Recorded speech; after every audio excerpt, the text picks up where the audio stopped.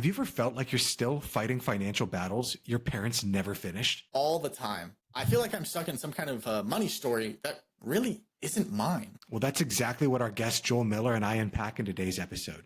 How fatherhood, legacy, and vulnerability can completely reshape how we think about our money. And this isn't some textbook talk. I know that can get quite boring. We're talking about real stories, deep reflections, like how habits we inherited can either define us or break us completely. We get into stuff no one wants to admit. Comparison traps, shame around money, and how finally opening up can unlock a whole new level of growth for you. So if you've ever felt like you're carrying financial baggage that really doesn't feel like yours, this episode was made for you. Thanks for sticking along, and let's get right into today's episode. This is part 1 with our guest, Joel Miller from Flames Financial Planning. Good. Oh my gosh, it's so beautiful outside right now. So I've been helping my buddies move, getting out for long bike rides. I just love to stay active. I don't like to sit around and be bored. So especially with the kids, we love to get outside as much as we can. How many kids do you have? I have 2 boys, Parker and Brady. They're 3-year-old and 1-year-old. And man, it's just so fun. There's nothing like being a father. So it teaches you new things. It brings up things in you that you never even really knew about. So it's just been a lot of fun to watch my boys grow. Tell me a little bit more about that. Like, what kind of things did it bring out in you that you didn't even know about? Well, just you think that you don't have time for some of these things, right? Like there's only so much time in the day. And when you don't have kids, you're like, I can't even imagine where are we going to find the time to do this or that. And somehow you just make the time. It's almost like love too, right?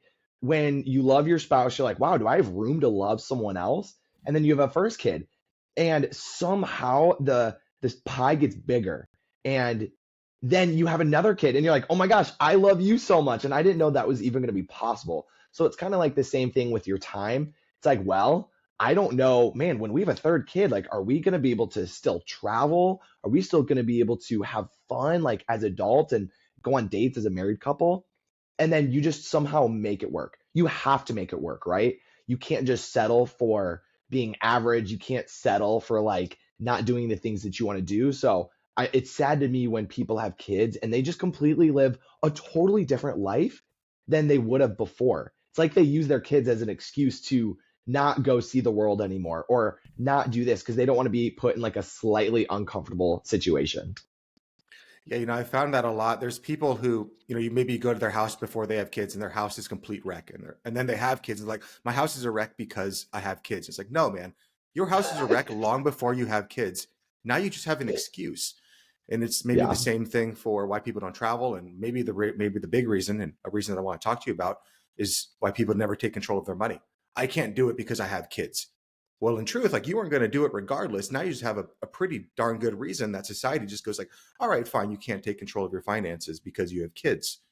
With that being said, what got you into the financial services industry? Where did your money journey begin? Yeah, I've always thought this was a really cool subject. I always loved the idea of money. I think I was always a really good saver growing up. You kind of figure out, do I love to spend my money when I get it for birthdays and Christmas, or do I like to save it and put away?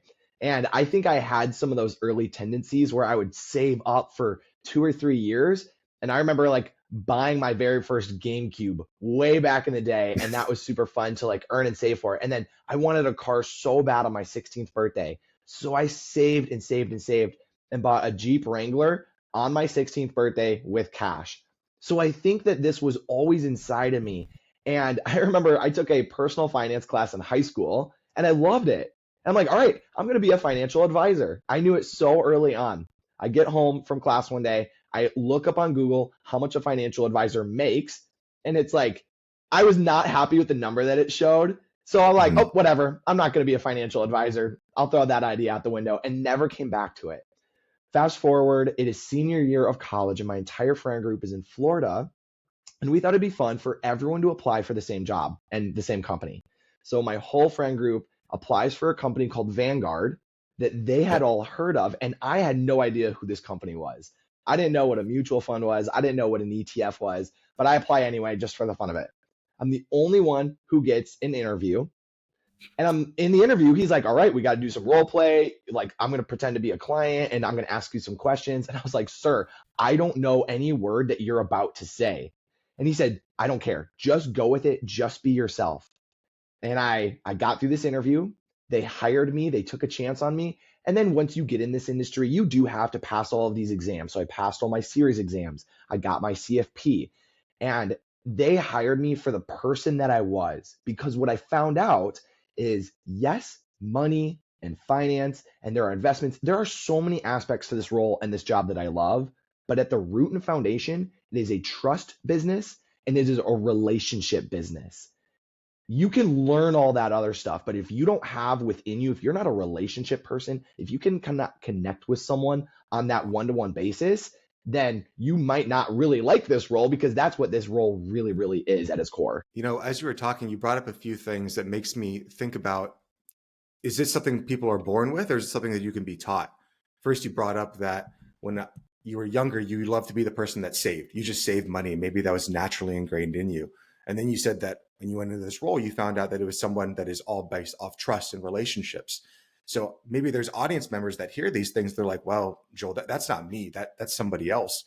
Do you think that's something that could be taught, or do you think that's something that you're born with and you're just kind of stuck the way that you are? That's a great question. I bet it's a combination of it. A lot of it starts with your parents. So many of our money habits, our spending habits, our saving habits, what we like to do, what we don't like to do, comes from your parents. So the hard part about wealth in general is that you might be born with an advantage or a disadvantage compared to other people. But like we talked about before with excuses, you can't use that as an excuse for your bad money habits for the rest of your life. You can't just say, oh, well, my parents didn't teach it to me, or I saw bad spending habits, or they never saved. They're not set up for their own retirement, so I'm not going to do that for myself. We need to rewrite our own path and not be stuck on the path that we were born into, right? Because that's gonna set us all up for failure if we just continue to use that as an excuse. So I bet it's a combination. Some people love it. Everyone knows those people. They do their line-to-line budgeting. They use YNAB, which is the most detailed ones out there, and they're the ones that were probably born with it. But then there are other people where it's just not their thing. It overwhelms them too much. It stresses them out too much. They can't open the bill. They can't look at the mail. They can't look at the credit card statement. So I think it's a combination. But what we all need to figure out is life is a combination of spinning plates. We have responsibilities and we have things that we need to do or we want to do. And if you don't have the time, willingness, or ability, and this applies to anything, you need to know, when should I handle this, or when should I give this over to a professional? For me, it's my car. I don't know anything about cars. And if I tried to diagnose a problem and tried to fix a problem, I'm actually going to make it worse instead of making it better. So we need to look at our resources, and time is a resource. When is it time to pass on this to someone better and someone else? I think that's wisdom, is when we can look at something and make that decision at the right moment in our life, whether that is our finances or fixing something or doing something to a home improvement. That's a hard line to figure out. But man, that's a good one if you can nail what to do yourself or what to pass on to someone else. Yeah, it's kind of like the serenity prayer, right? Know what you can control and know what's outside of your control. But now we're taking into what you can actually do something about. I want to take us back a second. When you started that whole monologue that you just gave, which was wonderful, and there's a few points I want to touch there. But the first thing you said was a lot of our money habits are adapted from our parents. Could you expand upon that? What do you mean there? Yeah, absolutely. I think that I can think of a lot of habits that I have, and I can say, yep, that's what my dad does, or yep, that's what my mom does, because that's just how you think about it. What do you think about some of the things that you say when you're walking through a grocery store? If you stop yourself, you're like, oh my gosh, is that what my mom said for 10 years, like as we were shopping together growing up and all of that sort of stuff? I think it's just natural, right? That is just a natural thing that we, like a lot of other things in our life, we adapt from our parents. And some of those can be good habits, some of those can be bad habits. And then what is really interesting is, like, when you get married and you combine and you join your finances with someone else, you are blending together my parents and my like financial habits, my wife's parents and my wife's financial habits. So it's this marriage and culmination of all of these different totally historic years and built up good and bad habits, was just a really interesting part of that. So regardless of whatever background we came from, I don't want that stopping someone listening today from what they can do. Because it's not too late to rewrite your own destiny and rewrite your own history, regardless of how much you had like when you were a kid, or what toys you got or what you didn't get, or if you had investments account saved up for you, or if your parents made you pay for your own wedding or your own school. Every single person comes from a different financial background with different pros and cons that came in from that. But then as early as we can, and I hope we keep teaching this earlier, because we need to start forming our own money habits, and we need to start like learning these things for ourselves earlier in life. So the more we can do this in high school, the more we do this in college. There are people who don't start really learning this for themselves until like 30s, maybe 40s. And it's a whole lot harder to do it in your 40s than it would be in your 20s if you're trying to rewrite some of those habits or rewrite your own financial destiny. Why do you think it's so hard to rewrite that script? If you don't mind, I'll tell you a quick story. So once there was these two fish swimming in water, and they passed by an older fish. And the older fish looks at the two fish and goes, "How's the water day, boys?" And they both go, "Fine." And one of the fish looks over to the other fish, the younger fish, and goes, What the hell is water?" And I think a lot of us, we go through our life and we have this water. We're all in this fishbowl, and our fishbowl was filled up by our society, by our parents, by the people that we've met in our community. And we don't even begin to question that we're in this fishbowl, that we're in this water. This is reality. This is the way things are. And it's not till you meet other people, you have an experience, maybe you join your life with another person, that you realize like, oh, wait, my water, the thing that I think, the way that I look at the world is just one way of looking at it, but my spouse might have a different way. And neither way of my way is right, or neither way of my way is wrong. What gets difficult is a lot of people begin to believe that my water must be the correct water. And most people can never look to say, can my water be different? They never question anything. So as they go through the store and they say, oh, I can't afford that because my mom said I can't afford that, they never take another step, another second to go like, wait, but is that true? That might have been true back then, but is that true now? How do people kind of take that step out of the matrix to realize that they've constructed their own jail and they put themselves inside of it, and they can go out left or right, but they just choose to stay behind the gate, screaming and crying to get out of it? How? I guess, how do you fix that with people? We got to be more open about it, right? Because I bet that person is probably not open and vulnerable enough to have the conversation with someone else. That's where, like, kind of mind-blowing moment, right? Like, if we can step outside of ourselves, step into someone else's shoes, that's very difficult to do because we're prideful, we have jealousy, and that is limiting ourselves. Like, almost, if we think about holding a grudge, that's like drinking poison and hoping that the other person passes away from that, right? When all we're doing is poisoning ourselves. So if all we're going to do is sit at someone else and look at them and say, well, if I would have had their financial bring up, or if I would have had the same tools and leverage and access to things that they got, we're only hurting ourselves. We're only stopping ourselves from living our best, most joyful life. And I think that starts with having conversations. I totally understand that you should not be open about your finances with everyone.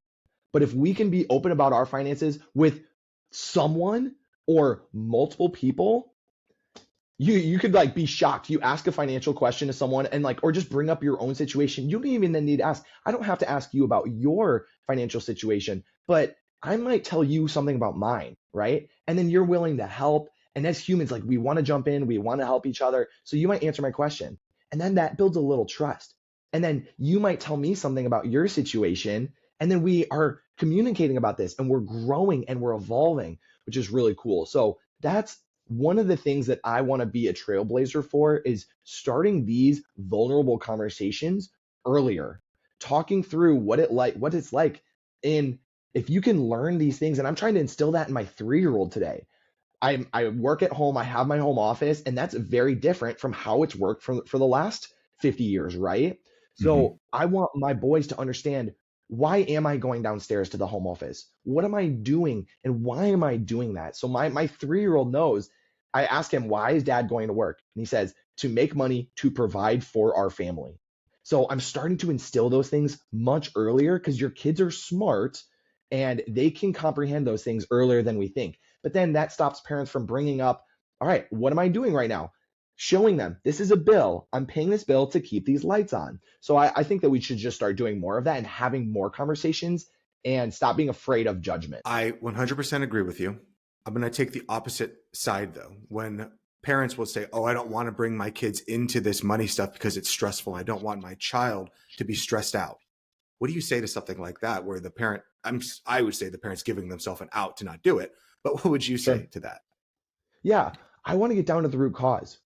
Is it really stressful, or are you stressed by this, right? And if you're stressed by this, then have you ever thought about bringing someone in to try to make that less stressful on you? So that's what I would try to do, is like, all right, what is it specifically? Why is it stressful to you? Are you making it stressful? Do mom and dad think it's stressful to you? Maybe it's not as big of a deal as you thought it was.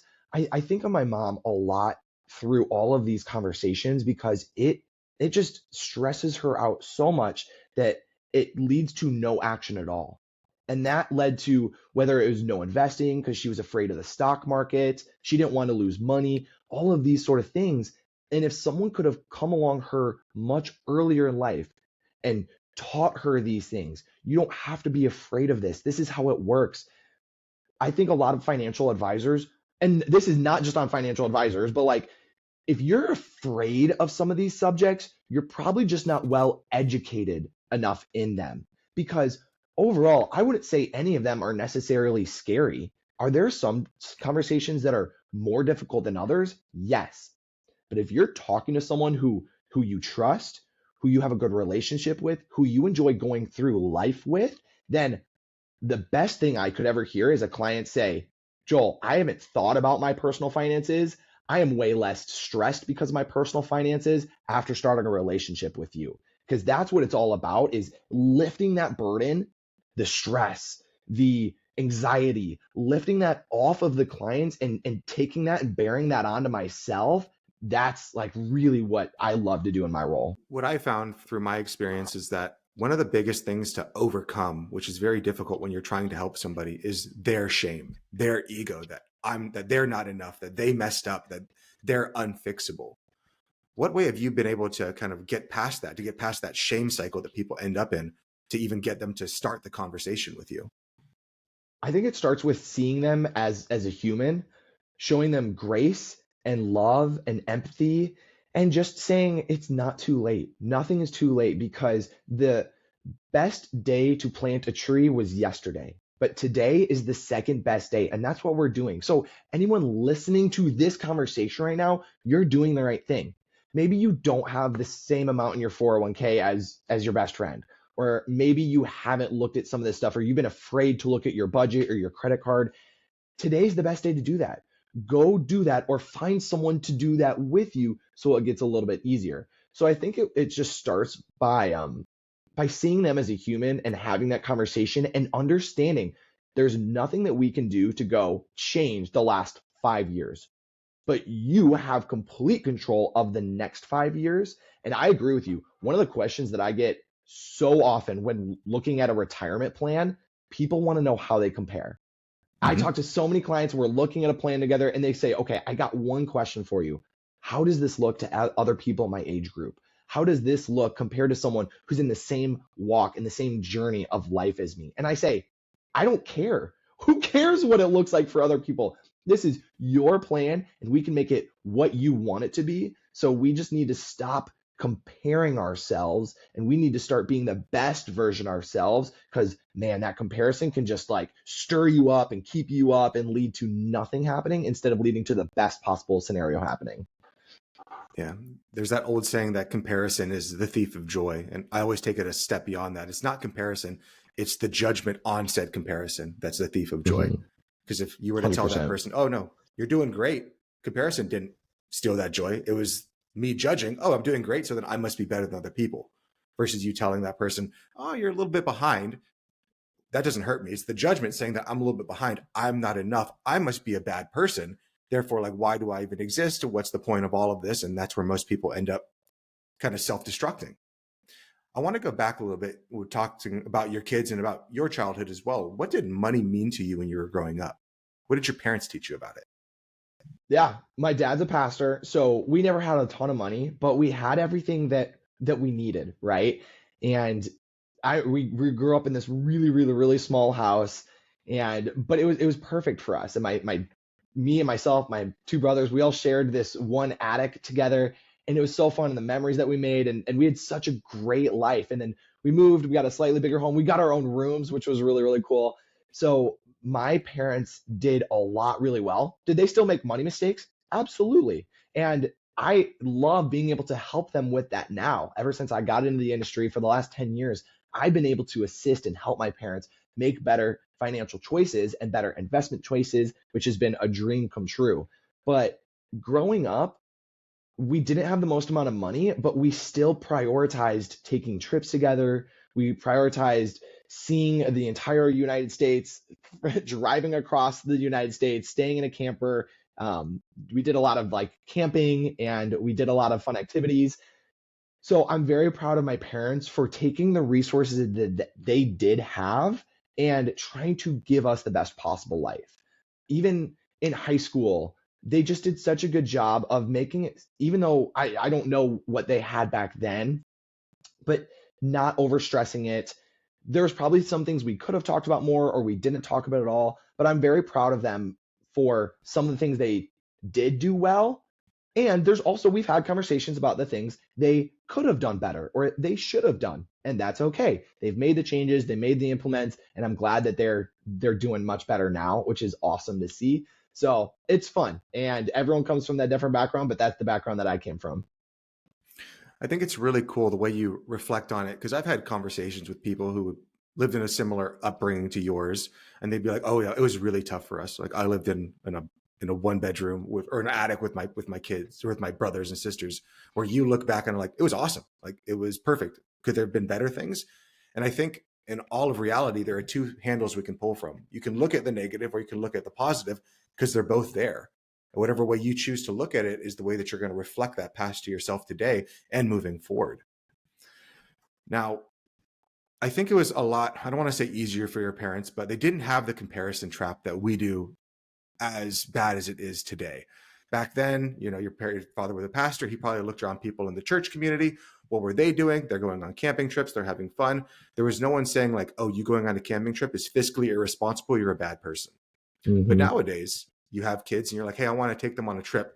And you post something and everyone says like, "That's so dumb. Why would you do that?" Or you have other people saying like, "Oh, you're only doing that." So now it's so much harder because you're getting shit on for doing a lesser trip than other people, and you're getting shit on for even trying to do something better. So how do people kind of get out of that comparison, especially with the internet being so loud? Everyone has an opinion and everyone is entitled to their opinion, but not everyone's opinion is worth anything. Man, I shake my head because social media is probably one of the greatest things to ever come out, and also the one of the worst things to ever come out at the same exact time, right? So it is so tough nowadays. Kids are getting phones way too early. Kids are getting social media accounts way too early. So for like you and I, it wasn't really until like maybe high school or college when this comparison on social media and the judgment for, oh, I think that Bobby should have done this differently, or I think they should have done that trip differently, right? Like we're over here sitting on a chair judging someone else for doing something with their own finances or their own trip or something like that. So it's tough. I definitely can resonate with that. And what I would say is like you have to know within yourself, and it takes wisdom. You have to know like when you need to put the phone down or when you need to get off of a social media, right? If you're finding yourself scrolling, and if what is coming out of that? Are you building yourself up? Are you making yourself a better person, or are you tearing yourself down? Are you sitting there scrolling and thinking about, I wish that was me. I wish I was doing that. Like, why do they get to do that and I don't get to do that, right? So we are stirring ourselves up instead of just shutting our phone off, going and getting outside or going and being with people and building those relationships. So I just think that we need to look at the world and see, what do we want to do this? One of my favorite quotes is, be the change in the world that you want to see. And that's like why I think there's a lot of good that comes from social media, but there's also a ton of bad. So I would just say be like really careful about how you use it and what you get from it. And if you can use it for a good, great. If it is causing you to go the wrong direction, then maybe it's time to get off of it. Yeah, much easier said than done, right? I mean, we have algorithms that are running to keep us. That's not an excuse to not do it. You still need to do it. It's your life, it's your responsibility. And that's what makes it so difficult is people always have the ability now, rather than trying to go out there and build people up.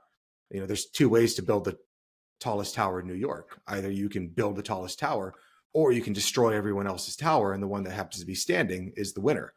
And I feel that that's what social media has created. It creates an ecosystem of people that are trying to tear everyone else down, not because they want to win, but because they feel like I'm not enough, I'm losing. And the only way for me to feel better about myself is to tear everyone else down that makes me feel bad about myself. When in truth, they weren't even talking about you. They were just talking about themselves. And it was a you issue that you compared yourself to them. And that became an issue that you had to tear them down in order to feel better. So I want to stick on this social media thing for your children. What are you thinking you're going to do to have them not fall into this trap? Because I would say it's probably only going to get worse. Yeah. The one of the best books out there right now is called The Anxious Generation, and it talks about how people are just getting social media way too early and the effect that's having on the generation and these kids and people that are in middle school and high school. So we talk about it a lot. And I don't know what social media is going to look like. I don't know what phones and that stuff changes so fast. Let's fast forward and let's say my kids were 5 or 10 years older than they are today. I know for a fact that me and my wife, we wouldn't let them be on social media. We wouldn't let them have smartphones. You need to get to that point where they might need a line of communication to you to pick them up from somewhere, pick them up from a friend's house or whatever that looks like. But I think we actually need to go backwards a little bit. I remember when I would sleep over at my best friend's house and we agreed the day before when my mom was going to come pick me up. So she would drop me off and she said, all right, I'll be back here at 11 a.m. tomorrow to come pick you up. And that was the last time I talked to her, or if there was an emergency, like my best friend's mom could get in touch with her.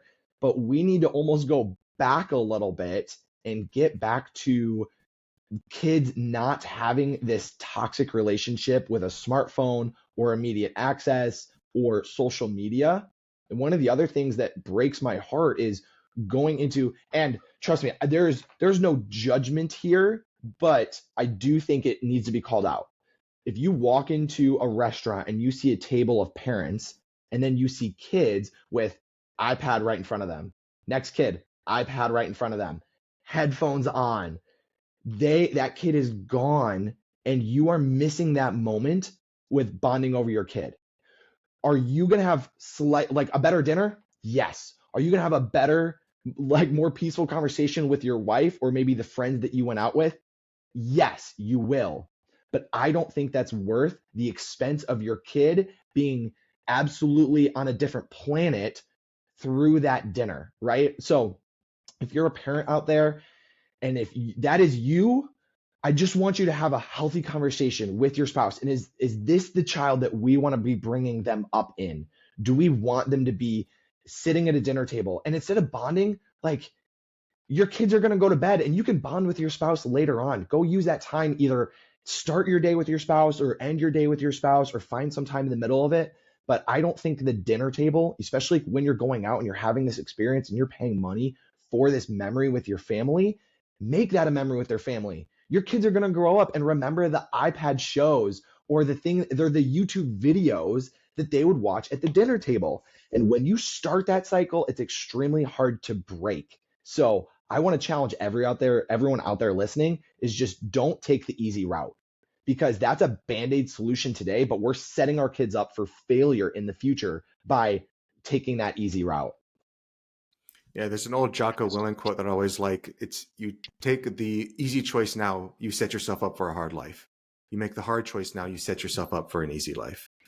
And I feel that too many parents nowadays, and again, I'm not a parent, so I'm just talking out of my ass here, but it seems like they're all willing to take the easier route because people, maybe through social media, maybe just due to the way the society's structured, believe that any discomfort, any time that I'm not feeling perfect about a situation, that's inherently a bad thing. I should be able to correct that, or society should correct that so that I don't have to experience any adversity. Growing up, living life, experiencing anything is adversity. It's all adversity the whole way down. It was the Buddha that said the first noble truth is that all life is suffering. Like all life is kind of dealing with this malaise of not ever being where you want to be. So with that being said, the difficulty in never being where you want to be, how have you seen that kind of relate to money? I know we talked about it a little bit earlier with people constantly comparing themselves. What would you say is one of the biggest issues that people look at when they think about their money? What's the biggest concern that you've experienced with your clients? Yeah, I would say that one of the biggest things is just never having the conversation at all because you're afraid to like ask someone. So the very first things that someone does when they sign up as a client of Flames Financial Planning is we do goal setting. And it blows my mind how often I'll be like, all right, let's start with the foundation. Let's get an emergency fund set up, 3 to 6 months, put away, saved for expenses. And I'm like, all right, how much do you spend on average in a typical month? And they have no idea. And I'm like, all right, well, let's like get a ballpark number. And they're like, all right, well, let me add my mortgage. And then I have this car loan. I have a second car loan. I have a student loan. So, and they start adding all the numbers up in their head for the very first time. That's a problem because if we are ignorant to spending, we have no idea what we spend in a month. And then, all right, let's multiply that by 3, 4, 5, or 6, come up with your emergency fund. And then we get through all the short-term goals and we get to the long-term goals. And I'm like, all right, one of my favorite questions. I'm so excited to ask you, what's your goal? When do you want to retire? And like, oh my gosh, I've never thought about that before. And I'm like, what do you mean you've never thought about this before? Like, you're mid 30s. We're like probably 20 to 30 years away from this, hopefully on the lower end of that. And it is the first time in their life that they are like having a thoughtful, like intentional conversation around goal setting, which is so ironic, right? Because we're goal-oriented people. Our whole life, the goal is to grow up and get through school. Maybe it's to go to college and graduate. The goal is to get a job. The goal is to get an income. So our whole life has been about goal setting, whether it was like intentional goal setting, writing them down, staying accountable to someone else or not. Our whole life has been about goal setting. And then we get to this moment where we have this income coming in and then we like stop goal setting. So it's just ironic to me and it's funny. And it's like that light bulb moment going on for people for the very first time. It's like, wow, I've never thought about something like this. So it's a fun moment for me, but it's also like, let's talk about this a little bit earlier. Let's talk about when you want to retire and what you want to do and how much you want to invest and how much debt we should have or not have, like all of that sort of stuff. Because the earlier you start that, man, everything just has a much higher chance. Everyone knows this. If you just think something, it might happen. If you say something, it's going to have a little bit more truth behind it. And if you write it down, then it has even more a higher chance of coming true. So it's just like that. So that's another challenge I would give to everyone is like start setting financial goals earlier than you expect. Why do you think that most people don't set any goals? Like, why do you think that, again, we are goal setting machines. We're constantly striving for something else. But once we reach the age and we start making money, we're just like, all right, don't have to think about it. My thought process is everyone believes like some magic fairy, somebody else is going to figure this out. Hercules, God, Allah, someone's going to come down from the clouds and be like, here's your retirement plan. You're good to go. We got you set up. Maybe the government, maybe, I don't know, Mark Zuckerberg, somebody's going to come and save me. Sure. Why don't people feel that they can save themselves? I think we underestimate what we can do. And I think that stops us from living the most full life. I've always been a pretty active person, but I moved here to Minnesota 2 years ago and I joined this friend group of athletic freaks. These people are like superheroes and they're absolutely amazing and they do incredible things. And as a friend group, we set a goal to do a half Ironman, which is a triathlon. One of the highest levels of triathlon is a 1.2 mile swim, a 56 mile bike ride, and a 13.1 mile half marathon, all lumped together. You do them back to back to back. And I had never even really I've heard the word triathlon, but I would have never been able to tell you what it was 2 years ago. But we set a goal as a friend group to do this. So there was 16 of us who all traveled to Chattanooga, Tennessee. We all did this half Ironman together because someone had the idea to set a goal and we all chose to be accountable for that. And you know what? I told my wife I'm either going to sign up for this, pay for this, get in the best shape of my entire life and not complete it. Or option two, I'm going to sign up, pay, get in the best shape of my life, and I will complete it. And I did something that I never ever dreamed that I would be able to do. And guess what? Now I love it. Now I do 1/2 Ironman every single year. I have one coming up in 4 weeks in Rockford, Illinois. And that was all from someone else believing in me to bring it up and myself having it within myself to say, I can do this. I'm going to set a goal that I didn't think was possible. I think we do the same thing with our finances. It's like, yeah, I don't think I could retire at 55, so I'm just never even going to think about it until maybe 45 and then see if it's a possibility. So I think we underestimate ourselves way too much. And we also underestimate the power of compounding interest and delayed gratification, because those are two of the most powerful tools that we have access to. Tell me more about those two, delayed gratification and compound interest. I think we need to get back to paying with things in cash. We are so fast to get what we want as quickly as we want. I am so sick of all these car loans. I talk to people who have like 60,000, 80,000, 30,000. We have one car loan, we have two car loans. I understand cars are expensive. And I'm going through the same exact thing with my wife where it's like, hey, before we have our third kid at some point in the near future, we're going to have to get a Suburban. We're going to have to get a minivan. We're going to have to save up and get something. We got 2 sedans right now. So we have 2 small cars and we're not going to be able to fit a third child in it. But what I don't want to do is go get a $50,000 car loan and pay that off for the next 6 years.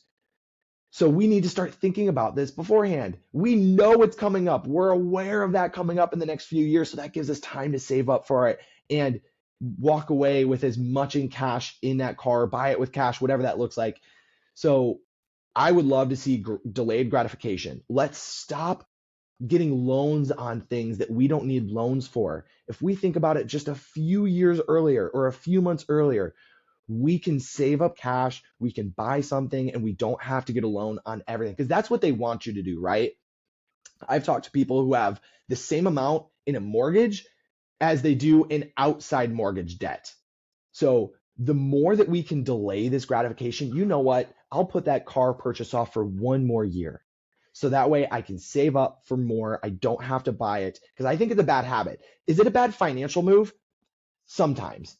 If you have low interest debt, it might not be the worst financial thing, but I think it sets up bad habits that then we store within ourselves, thinking that we can get something that we can't afford earlier than we can afford it. And then we teach that to other people. We teach that to our kids. So I think it's more of like a money habit that we're forming that's bad more than the actual decision itself.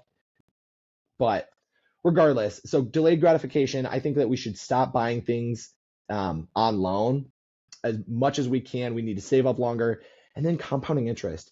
Most people have never, ever, ever used a compounding interest calculator. And it doesn't take, it's a very simple tool, but it's one of my favorite tools to show people. If you put away $7,000 for 30 years, and if it makes 7% interest, it's a lot of money. A small number multiplied by a small number over a long period of time gets to be a really big number. So some people think I need to put away like 10,000 a year, 15,000 a year, 20,000 a year. You don't have to. Start small. Start building up those habits. So if you can teach your kid how to put away $10, if you can teach your kid how to put away a portion of their money from a gift or from birthdays, it's the same principle for you. When you get a paycheck, put away as much as you can. Set a goal for a certain dollar amount, for a certain percentage, and allocate that towards all of your different goals. So I think that's another tool that we just don't appreciate enough, and we just get too scared of a big number. Yeah, I think it's difficult because evolutionarily, we have all grown in order to think linearly. 1 to 2, 2 to 3, 3 to 4. For us to think exponentially, that's a different mode of thinking. You honestly need a calculator. Even myself, who's been doing this for not nearly as long as you, but for a while, it's still hard to think 1 to 2, 4 to 4 to 8 to 16 to 32 to 40 to 64 to like 100. We keep on moving up exponentially until you double a penny from every day for 30 days. By the time you get to day 31, you have over $1 billion. And it's hard to think about that, because if you ask somebody, do you want a magic penny that doubles every day for 30 days, or do you want me to give you $1 million? Everyone's going to say, I want $1 million right now, without thinking about that exponential growth curve of that penny before it hits the elbow and just goes straight up. Same thing when you look at like Warren Buffett's net worth. If you looked at him back at 64, you would say, okay, like he's a fine investor. He's doing quite well. But what people don't have with Warren Buffett is they don't have time. They don't have 96 years, man's pushing 100 of investing to keep that growing. This video podcast is sponsored by Monzon Wealth. The content in this podcast is for informational purposes only and should not be considered financial advice. We do not endorse specific products or services. Past performance does not guarantee future results. The opinions expressed are those of the host and guests, not the podcast sponsor. It is crucial to consult with a qualified financial advisor or professional who can provide advice tailored to your specific needs before making any financial decisions, investments, or taking any other actions. If you are seeking specified help, you can reach out to Chris at monzonwealth.com.